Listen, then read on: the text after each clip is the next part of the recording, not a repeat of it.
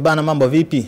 Kwa majina naitwa Abdulfarid Garincha na hii ni Once Upon a Time, kwa maana ya out, tukiwa tunakurudisha nyuma kidogo kukupa matukio mbalimbali ya kihistoria ambayo yameweza kuteka hisia nyingi ama hisia tofauti kwenye mpira wa miguu. Na leo tunaenda kuangalia kisa kinachomuhusu Fabrice Ndala Muamba. Huyu ni mchezaji wa zamani wa klabu ya Arsenal, aliwahi kupita hapo, lakini Bolton Wanderers ndio klabu ambayo alicheza pia. Fabrice Ndala Muamba bwana, huyu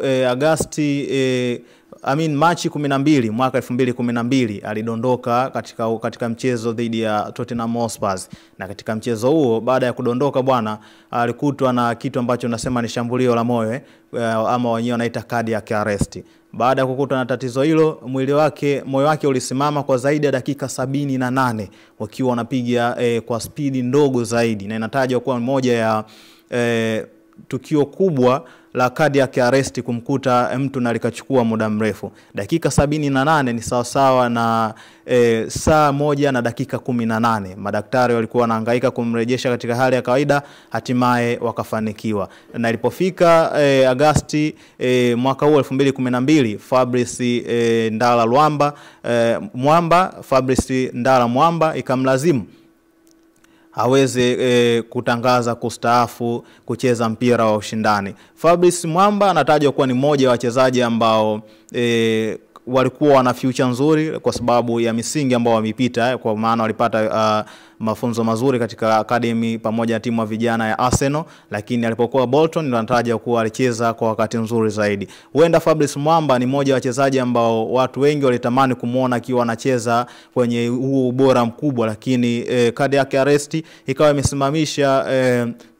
imesimamisha harakati zake za kuendelea kucheza mpira wa miguu. Sasa Fabrice Muamba huyu ni mmoja wa wachezaji waliopona.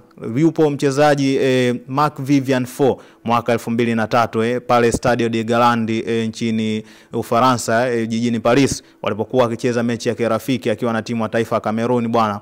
Yeye alidondoka katikati ya uwanja na alifia papo hapo akiwa na jezi nambari 17. Na tangu hiyo siku ndio ulikuja ule msemo kutoka kwa Cameroon, the lion does not die but only sleeps, kwa maana ya simba huwa hafi bali analala tu. Sasa hawa ni moja wa wachezaji ambao wametoka barani Afrika na wamekutana na hiyo changamoto ya cardiac arrest. Sasa mchezaji mwingine ni Sergio Kun Aguero. Huyu ni nyota wa timu ya taifa Argentina, lakini pia akiwa amepitia vilabu ya Atletico Madrid, Manchester City pamoja na FC Barcelona, ambako pia ndo alienda kukutwa na changamoto hiyo ya cardiac arrest, na ikamlazimu Sergio Aguero atangaze kutandika daruga akiwa bado na umri ama mwenyewe anaona ana nguvu ya kuendelea kucheza mpira wa miguu. Cardiac arrest imekuwa ikiwasumbua sana wachezaji wa mpira wa miguu, na moja ya kitu linge za uwanjani. Mimi naitwa The Real Abdulfarid Garincha na hii ni Once Upon a Time.